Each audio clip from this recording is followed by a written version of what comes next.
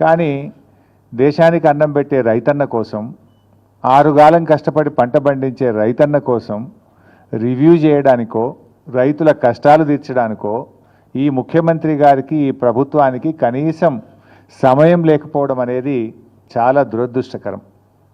అంటే ఈ ప్రభుత్వం రైతుల పట్ల ఏ పాటి చిత్తశుద్ధి ఉందో ఈరోజు మనకు స్పష్టంగా అర్థమవుతూ ఉంది. ధాన్యపు రాశులను గాలికి వదిలేసి అందాల పోటీలతో అందాల రాసుల చుట్టూ ఈ ముఖ్యమంత్రి గారు, ఈ ప్రభుత్వం అంతా కూడా తిరుగుతూ ఉంది. ధాన్యపు రాశుల చుట్టూ తిరుగుతలేరు, అందాల రాశుల చుట్టూ తిరుగుతూ ఉంది ఈ ముఖ్యమంత్రి, ఈ ప్రభుత్వం. మీ ప్రాధాన్యత ఏంది అని అడుగుతా ఉన్నా. ఈ ప్రభుత్వం అధికారంలోకి వచ్చిన 18 నెలల నుంచి కూడా రైతులను అరిగోస పెడతా ఉన్నారు. ధాన్యం కొనుగోలులో ఈ ప్రభుత్వ వైఫల్యం కొట్టొచ్చినట్టు కనబడతా ఉంది. ఈ సంవత్సరం ఏం చెప్పారు? 70 లక్షల మెట్రిక్ టన్నుల వడ్లు యాసంగి పంటలో కొంటామన్నారు. ఇవాళటికి 40 లక్షల మెట్రిక్ టన్నులు దాటలేదు. రైతులకు దాదాపు 4,000 కోట్ల రూపాయలు బకాయి పడ్డది ప్రభుత్వం. అంటే కొన్నటువంటి వడ్లకు 48 గంటల్లోనే డబ్బులు ఇస్తామని ఉత్తమ్ కుమార్ రెడ్డి గారు ప్రగల్భాలు అయితే బాగా బలుకుతూ ఉన్నారు. 48 గంటలు కాదు కదా, 10 రోజులైనా కూడా ప్రభుత్వం కొన్న ధాన్యానికి రైతులకు డబ్బులు పడడం లేదు. బోనస్ అయితే దిక్కే లేదు. యాసంగి పంటలో 512 కోట్ల రూపాయలు ప్రభుత్వం బోనస్ కింద రైతులకు చెల్లించాల్సి ఉంది. 512 కోట్ల రూపాయలు కాదు కదా, 5 పైసలు కూడా బోనస్ కింద ఈ ప్రభుత్వం ఇప్పటిదాకా రైతులకు విడుదల చేయలేదు. కొన్నటువంటి ధాన్యానికి కూడా 4,000 కోట్ల రూపాయలు బకాయిలు పడ్డది. మంత్రి గారేమో 48 గంటలు అంటాడు, 10 రోజులైనా ధాన్యానికి డబ్బులు రానటువంటి పరిస్థితి ఉంది. అమ్ముకోవడానికి తిప్పలే, అమ్మిన తర్వాత డబ్బులు రావడానికి కూడా రైతులు ఆ కార్యాలయాల చుట్టూ తిరుగుతూ తిప్పలు పడుతున్న పరిస్థితి ఉంది. కొనుగోలు కేంద్రాలకు వచ్చి కొనుగోలు కేంద్రాల్లో రోజుల తరబడి ఎదురు చూస్తున్నటువంటి పరిస్థితి. ఇవాళ ఒక 4 లక్షల మెట్రిక్ టన్నుల ధాన్యం కొనుగోలు కేంద్రాల్లో రోజుల తరబడి పెండింగ్లో ఉంది. కొన్నటువంటి ధాన్యం 1 లక్ష మెట్రిక్ టన్నులు మిల్లులకు పంపడానికి లారీలు లేక, మిల్లులు దించుకోక 1 లక్ష మెట్రిక్ టన్నులు మధ్యలో మిగిలిపోయింది. అంటే ఎంత ఉదాసీనంగా ఈ ప్రభుత్వం ఉంది, రైతుల పట్ల ఎంత నిర్లక్ష్యంగా ఈ ప్రభుత్వం వ్యవహరిస్తుందనడానికి ఇది స్పష్టమైనటువంటి ఉదాహరణ. అంటే పెట్టుబడి సాయం అందించడంలో జాప్యం. మీకు తెలుసు, వానకాలం రైతు బంధు అయితే గొట్టిండ్రు. యాసంగి రైతు బంధు ఇవాళటికి 3 ఎకరాలకు కూడా వేయలేదు. ఇవాళ గౌరవనీయులైన ఉప ముఖ్యమంత్రి గారు చాలా గొప్పగా చెప్పేసిండు. ఏమంటుండు? మేము పెట్టుబడి సాయం కోసం బడ్జెట్లో 18,000 కోట్లు పెట్టినాం, ఏడాదంతా ఇస్తాం, మెల్లగా ఇస్తాం, ఏడాదంతా ఇస్తారట. ఎప్పుడు పెట్టుబడి సాయం అంటే ఎప్పుడు ఇవ్వాలి? పంటకు పెట్టుబడి సహాయం, విత్తనాలు కొనుక్కోవడానికో నాట్లు పడడానికంటే ముందు ఇవ్వాలి. కోతలైపోయినా యాసంగి పెట్టుబడి సాయం ఇవ్వలేదు ఉప ముఖ్యమంత్రి గారు. ఇలా ఖమ్మంలో చెప్తున్నాడు ఆయన గారు, మెల్లగా ఇస్తారట. మీరు కాంగ్రెస్ పార్టీ మేనిఫెస్టోలో ఏం పెట్టారు? కేసీఆర్ 10,000 ఇచ్చిండు, మేము 15,000 ఇస్తాం. ఆ 15,000 కూడా పంట సీజన్ ప్రారంభం కాకముందే రైతుల ఖాతాల్లో వేస్తామన్నాడు. ఇప్పుడు పంట సీజన్ ప్రారంభం కాదు, పంట సీజన్ అయిపోయింది, అయినా కూడా ఇంకా ఖాతాల్లో డబ్బులు పడలే. ఓడదాటదాకా ఓడమల్లప్ప, ఓడదాటినాక బోడమల్లప్ప. ఇది ఇంకా అసెంబ్లీ బడ్జెట్ స్పీచ్లో చెప్పిండి ఈ డైలాగ్ బట్టి విక్రమార్క గారు. ఇది నీకే వర్తిస్తుంది విక్రమార్క గారు. మొన్నటి బడ్జెట్ సమావేశాల్లో బడ్జెట్ స్పీచ్లో ఈ కథ చెప్పిండు. ఓడదాటినాక ఓడమల్లప్ప అంటే బోడదాటినాక బోడమల్లప్ప అని, ఓడదాటినాక బోడమల్లప్ప అని కథ చెప్పిండు. ఇది ఎవరికి వర్తిస్తుంది బట్టి గారు? నీకే వర్తిస్తుంది. నీ మేనిఫెస్టో తీసి చూసుకో.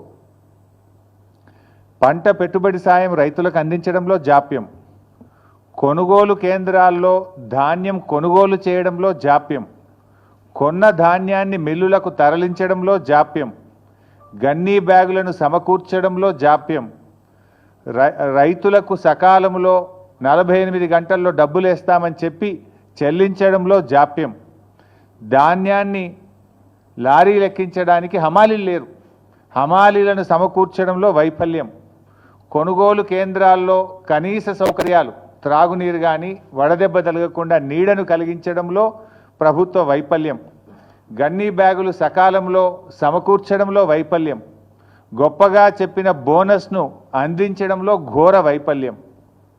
అంటే మొత్తంగా కూడా అంతా బోగస్. ముఖ్యమంత్రి గారు పోయిన అసెంబ్లీ సమావేశాల్లో మాట్లాడుతూ మా ప్రభుత్వంలో తరుగే తీయడం లేదు, అసలు తరుగు ప్రశ్నే లేదు మా ప్రభుత్వంలో అని చాలా గొప్పగా అసెంబ్లీలో భారీ డైలాగులు కొట్టిండ్రు.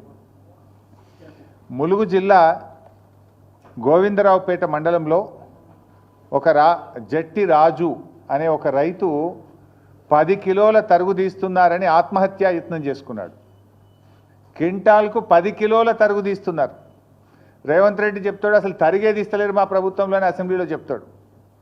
ములుగు జిల్లా సీతక్క గారి నియోజకవర్గం గోవిందరావుపేట మండల కేంద్రం, అదే గ్రామంలో జట్టి రాజు అనే రైతు 10 కిలోల తరుగు తీస్తుంటే పురుగుల మందు దాగి ఆత్మహత్య చేసుకునే ప్రయత్నం చేసిండ్రు. ఇవాళ రాష్ట్ర వ్యాప్తంగా కూడా మీరు చూస్తే ఇవాళ రాష్ట్ర వ్యాప్తంగా చూస్తే తరుగు పేరుతో రైతులకు అన్యాయం జరుగుతుందని చెప్పి ఇవాళ అనేక చోట్ల ధర్నాలు జరుగుతూ ఉన్నాయి. సకాలంలో వడ్లు కొనడం లేదు, మొలకెత్తుతున్నాయి. మొన్న నా నియోజకవర్గం ఇరుకోడు గ్రామంలో నేను వెళ్తే వడ్లు వర్షం పడి ప్రభుత్వం కొనకపోవడం వల్ల మొత్తం మొలకలెత్తినాయి. మొలకలెత్తి రైతులు అసలు 600-700 క్వింటాలకు ప్రైవేట్ వాళ్ళకు అమ్ముకుంటున్న పరిస్థితి. అంత దారుణమైన పరిస్థితి క్షేత్రస్థాయిలో ఉంది. ఇవాళ కొనుగోలు కేంద్రంలో కొన్న వడ్లు కూడా సకాలంలో తరలించక సంచులు తడిచిపోతున్నాయి. 3-4 రోజులు కొనుగోలు కేంద్రంలో అసలు వారం 10 రోజులు అవుతుంది, కొన్నాక కూడా 3-4 రోజుల దాకా మిల్లులు దించుకోవడం లేదు. అంటే ఒక్కొక్క రైతు 10 రోజులు ఉంటుండు కళ్ళంలో. వడ్లు తెచ్చినప్పటి నుంచి మిల్లులో దించే వరకు 10 రోజులు పడిగాపులు గాయాల్సి వస్తూ ఉంది. మరి బాయికాడ బర్రేం కావాలి, దుడ్డేం కావాలి, మళ్ళీ వానకాలం వర్షాలు పడుతున్నాయి, వర్షాకాలానికి రైతు సమాయత్తం కావాలన్నా వద్దా? 10 రోజులు పండించిన ధాన్యాన్ని అమ్ముకోవడానికి కళ్ళాల్లో రైతులు వేచి చూడాల్సిన పరిస్థితి ఏర్పడితే ఏంటి? ఎందుకంటే ఇక్కడ వడ్లు ఆరబెట్టడానికి వడ్లు కొనడానికి వారం రోజులు పడుతుంది, మళ్ళీ లోడ్ అయినాక రైస్ మిల్లులో దించుకోవడానికి 2 రోజులు 3 రోజులు పడుతూ ఉంది. రైస్ మిల్లులో దిగి రైతు సంతకం పెట్టేదాకా అక్కడ ఉండాల్సి వస్తుంది. 10 రోజులు రైతు తాము పండించిన పంట అమ్ముకోవడానికి ఈ ప్రభుత్వంలో ఇబ్బందులు పడాల్సినటువంటి పరిస్థితి ఏర్పడుతూ ఉంది. ముఖ్యంగా ఈ ప్రభుత్వం చాలా విషయాలు చెప్తూ ఉంటారు, మాటలు ఘనం చేతలు శూన్యం. ఈరోజు కొనుగోలు కేంద్రాల్లో కనీస వసతులు లేకపోవడం వల్ల, నీడ లేకపోవడం వల్ల, త్రాగునీటి వసతి లేకపోవడం వల్ల, రోజుల తరబడి ఎండలో ఉండడం వల్ల పిట్టల్లాగా రైతులు చనిపోతూ ఉన్నారు. నిన్న మహబూబాబాద్ జిల్లా పోచంపల్లి గ్రామంలో గొగులోతు కిషన్ అనే రైతు నిన్న కూడా చనిపోవడం జరిగింది. ఇలా గొగులోత్ కిషన్ ఎందుకు చనిపోయిండు? రోజుల తరబడి అక్కడ ఉండి గొగులోత్ కిషన్ రోజుల తరబడి ఆ పంట అమ్ముకోవడానికి కొనుగోలు కేంద్రంలో ఉండి తీవ్రమైన వడదెబ్బకు లోనైపోయి గొగులోత్ కిషన్ గారు నిన్న మహబూబాబాద్ జిల్లాలో చనిపోవడం జరిగింది. అదేవిధంగా 15th ఏప్రిల్లో జగిత్యాల జిల్లాలో ధారూరు గ్రామంలో వడదెబ్బ దాకి జలపతి రెడ్డి అనేటువంటి రైతు కొనుగోలు కేంద్రంలోనే వడ్ల కుప్ప మీదనే చనిపోయినటువంటి పరిస్థితి.